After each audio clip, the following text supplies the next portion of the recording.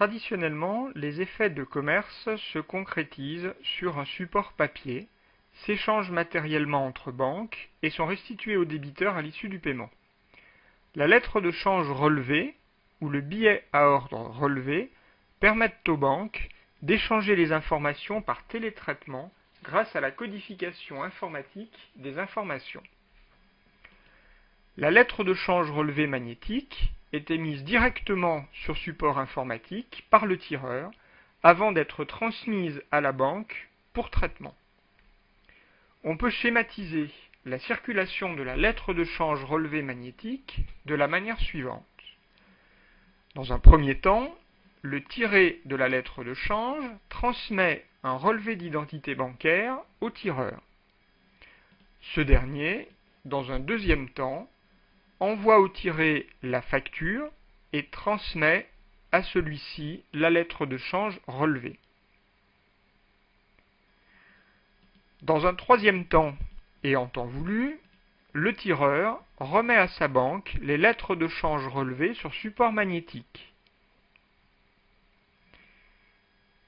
Ces supports sont alors transmis par la banque du tireur à la banque du tiré. Avant l'échéance, la banque du tiré envoie à ce dernier un avis de domiciliation lui indiquant les effets arrivant à échéance. Le tiré signe l'avis de domiciliation et reconnaît alors l'exactitude des informations portées et le rend à sa banque. Alors, la banque du tireur et la banque du tiré peuvent compenser les comptes de leurs clients. Le tireur envoie alors un avis de crédit à son client et le tiré envoie au sien un avis de débit l'informant de l'opération. Nous retiendrons que la lettre de change relevée n'est pas un effet de commerce au sens juridique du terme, car elle ne se matérialise pas par un support papier, il n'y a donc pas de pièce comptable.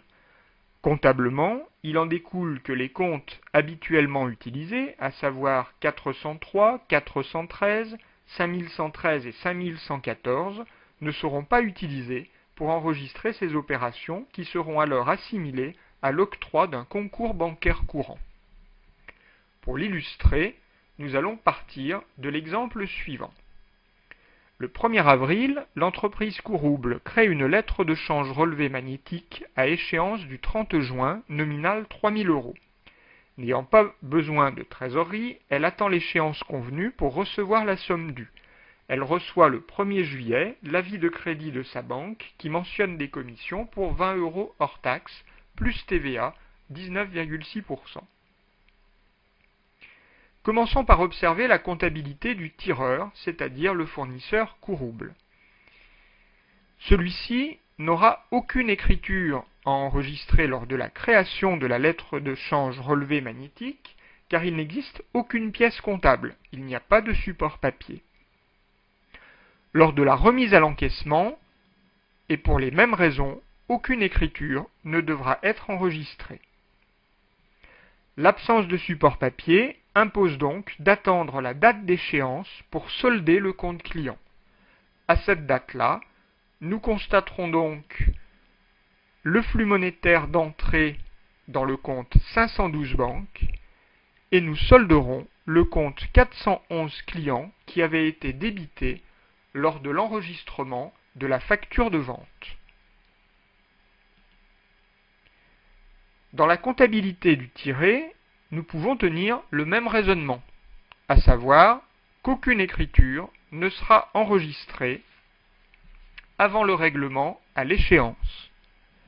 À cette date-là, pour le client, l'absence de pièce comptable entraînera une écriture similaire à celle constatant l'extinction d'une dette. Par conséquent, nous aurons au débit le compte 401 fournisseur. Ce compte avait été crédité lors de l'achat, et au crédit, nous constatons le flux monétaire de sortie comptant pour 3 000 €. Traitons ce deuxième exemple.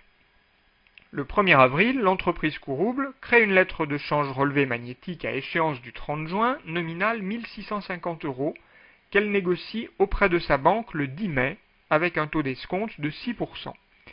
Elle reçoit l'avis de crédit de sa banque le 20 mai, celui-ci mentionne aussi les commissions pour 20 € hors taxe, TVA 19,6%.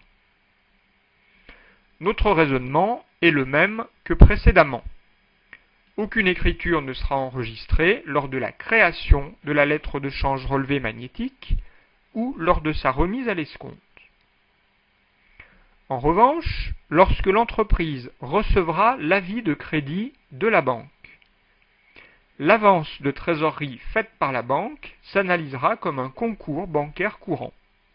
L'entreprise reçoit donc le montant nominal de l'effet sous déduction des commissions et de l'escompte. Par conséquent, les 4 premières lignes de notre écriture ressemblent à celles que nous utilisons lorsque nous enregistrons une lettre de change papier. Nous débitons la banque pour le montant net porté en compte. Celui-ci est égal au montant nominal de la lettre de change, 1 650 €, moins la commission, la TVA sur commission et l'escompte.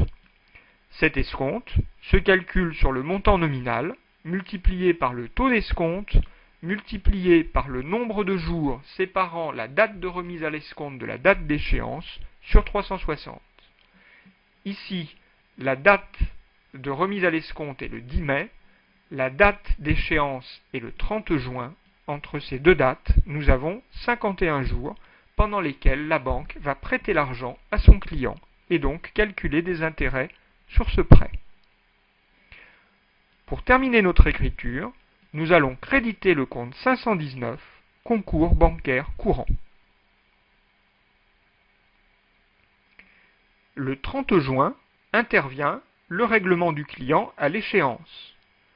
L'absence de support papier pour notre lettre de change impose d'attendre cette date pour solder le compte client. Par conséquent, nous enregistrerons le compte 512 au débit et le compte 411 client au crédit pour 1 650 €. À la même date, nous allons solder le compte 519 pour constater le remboursement du concours bancaire à la banque. Une fois ces écritures enregistrées, le compte 512 banque présente un solde débiteur égal au montant de l'avance consentie par notre banque, 1 612,06 € dans notre exemple.